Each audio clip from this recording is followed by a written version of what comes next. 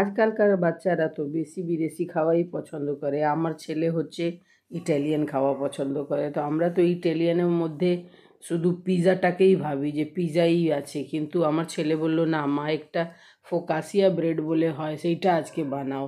তো আমি আজকে ফোকাসিয়া ব্রেড বানাবো আর ওকে স্যান্ডউইচ মতন সার্ভ করবো। তো স্যান্ডউইচের মধ্যে কিছু হওয়ার জন্য তো লাগবে, তো আমি ভাজি বানাবো। তো আজকে ইন্ডিয়ান আর ইটালিয়ান মিশিয়ে রান্না হবে। তো চলুন দেখে নেওয়া যাক কীভাবে হবে এইটা। ওর জন্য আগে একটা মশলা তৈরি করব। তার জন্য নিয়েছি আদা, রসুন, কাঁচা লঙ্কা নিয়ে বেটে নিয়েছি। আর এইটা পেঁয়াজ আছে, এটা সবুজ পেঁয়াজ ছিল, তো সবুজ ভাগটা আমি ইউজ করে নিয়েছি। তার উপর এটা কেটে রেখে নিয়েছি।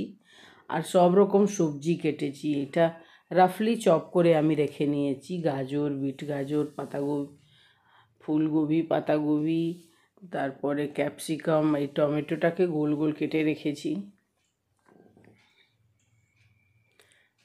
ফোকাসিয়া ব্রেড বানানোর জন্য আমি নিয়েছি 1 বাটি জল আর 2 চামচ ইস্ট, 1 চামচ চিনি নিয়ে গুলে ভালো করে এটাকে গুলে আর ঢাকা দিয়ে রেখে দেব। ব্রেড বানানোর জন্য আমি নিয়েছি 1 কাপ ময়দা, 1 কাপ আটা মিশিয়ে আমি বানাবো। 2 চামচ গুঁড়ো দুধ আর একটু নুন আর চিনি নিয়ে মিশিয়ে এটাকে ভালো মিশিয়ে নেব আগে। তারপরে ওই ইস্ট দিয়ে আটাটাকে তৈরি করব। ইস্টটা খুব সুন্দর অ্যাক্টিভেট হয়ে গেছে। যদি আপনারা এরকম করে রাখেন, যদি ফুলে ওঠে তাহলে ভাববেন এটা অ্যাক্টিভেট হয়ে গেছে, তখনই আপনি এইটাকে ইউজ করবেন। যদি না হয় তাহলে ওইটা ইউজ করবেন না, ব্রেডটা ভালো তৈরি হবে না। আমি ওই জল দিয়ে আটাটাকে মেখে রাখবো, মেখে আর একটু তেল দিয়ে ভালো করে তেল মিশিয়ে এটাকে আবার ঢাকা দিয়ে রেখে দেবো কিছুক্ষণের জন্য। এবার ঢাকা খুলে দেখে নেব। দেখুন কি সুন্দর ফুলে উঠেছে, ডবল হয়ে গেছে আটাটা, পুরো জালি তৈরি হয়ে গেছে। একটু হালকা হাতে এটাকে মিশিয়ে নেব।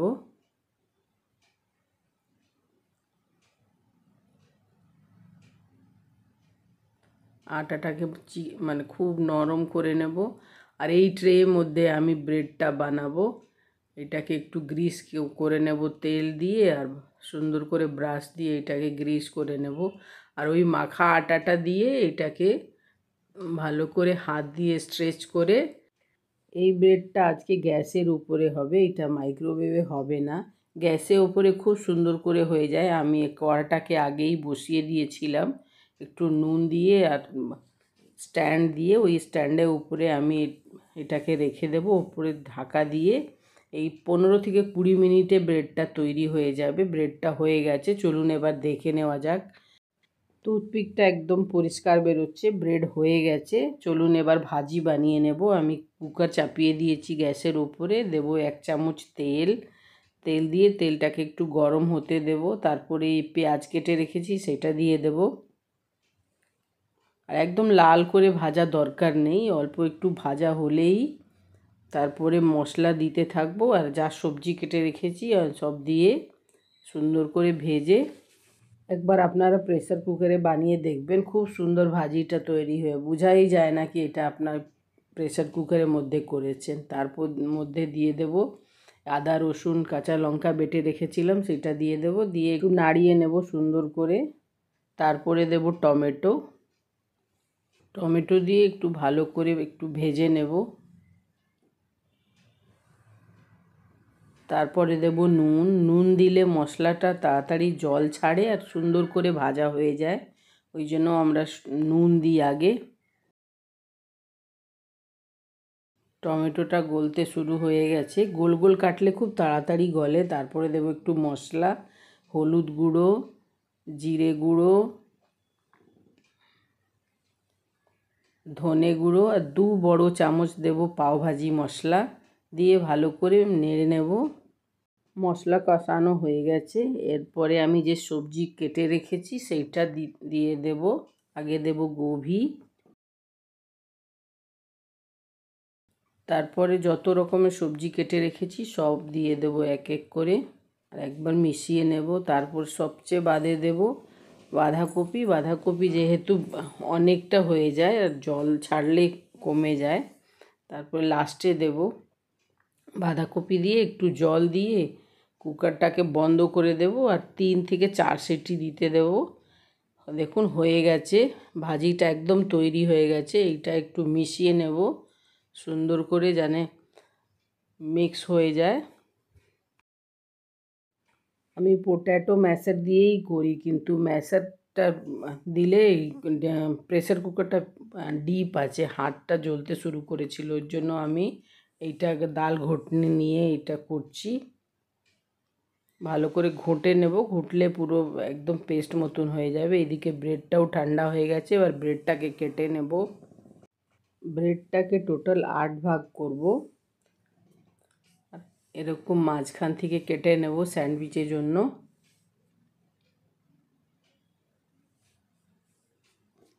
তারপরে বাটার লাগিয়ে নেব, বাটার লাগিয়ে এটাকে সুন্দর করে সেঁকে নিতে হবে। আপনারা ভিডিওটাকে কোথা থেকে দেখেন, যদি প্রথম এসছেন চ্যানেলটাকে সাবস্ক্রাইব করে নেবেন, যদি ফেসবুকে উপরে দেখছেন পেজটাকে ফলো করে রাখবেন। এইদিকে আমার ব্রেড তৈরি হয়ে গেছে, এবার সেঁকে নেব। তাওয়াতে একটু বাটার দিয়ে দেব, বাটার দিয়ে ভালো করে ব্রেডটাকে সেঁকে নেব। তারপরে ওই ভাজিটাকে উপরে রেখে দেব, স্যান্ডউইচ মতন বানিয়ে নেব। ভাজির ওপরে চিজ স্লাইসটা দিয়ে দেব। যেহেতু ভাজি গরম আছে, চিজ স্লাইসটা খুব সুন্দর করে মেল্ট হয়ে যাবে। ওপর থেকে ব্রেড দিয়ে স্যান্ডউইচ বানিয়ে নেব।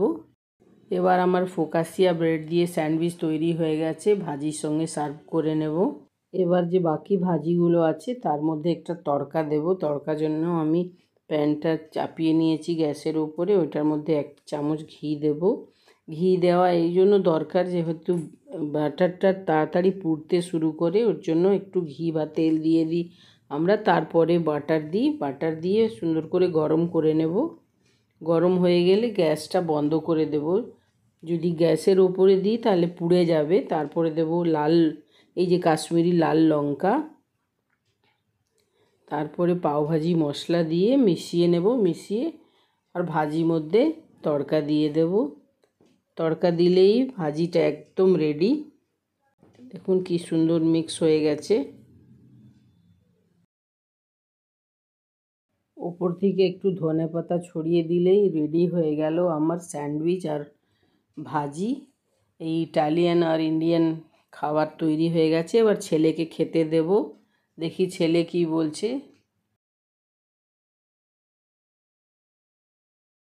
ছেলে বলছে খুবই ভালো হয়েছে, একদম আলাদা স্বাদ। তো আপনারাও বানান, খান আর আমাকে কমেন্টসে জানান কেমন হয়েছে আপনাদের। আবার দেখা হবে একটু নতুন রেসিপির সঙ্গে। Thank you.